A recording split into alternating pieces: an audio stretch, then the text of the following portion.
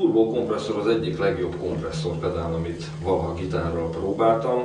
Végtelenül egyszerű, viszont nagyon-nagyon jól működik. Tehát abszolút megtartja a gitárnak a saját hangkarakterét, viszont elképesztő hosszú sustaint lehet vele produkálni. Relatív kis zaj mellett. Két potméter található a pedálon, az egyikkel a kompresszálás mértékét lehet állítani, a másikkal pedig pont a keletkező magas sistergő zajt lehet redukálni. Halljuk, hogy működik most csak egy ilyen finomabb kompresszálás, illetve először a tiszta hang.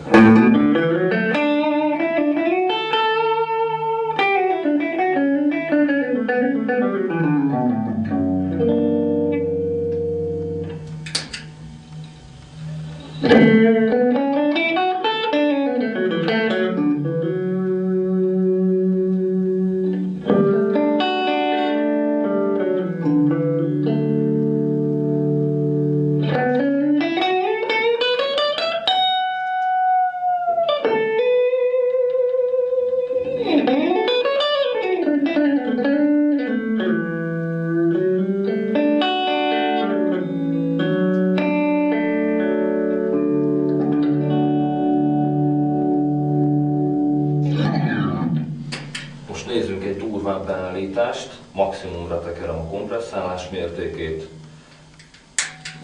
Itt már hallható egy kis zaj, amit a zajszűrővel finoman kiúrtunk.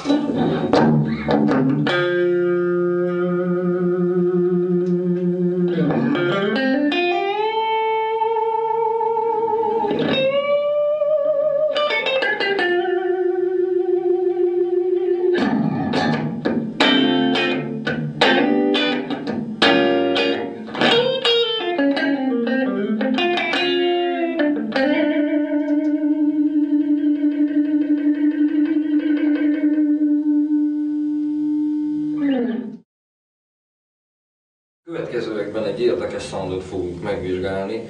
A Blues Overdrive pedállal egy nagyon minimális gainnel, egy épp hogy csak crunchos, bluesos hangszint állítok elő.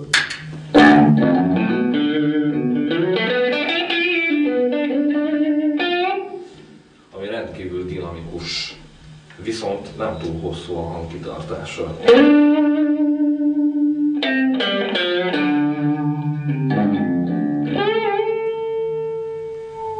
Most ezt meg fogjuk nyújtani a kompresszor segítségével, úgy, hogy a torzítás mértéke gyakorlatilag nem változik, tehát nem lesz tőle rokkosabb a hang, ugyanez a bluesos, kerek, vastag overdrive fog szólni, csak sokkal hosszabban.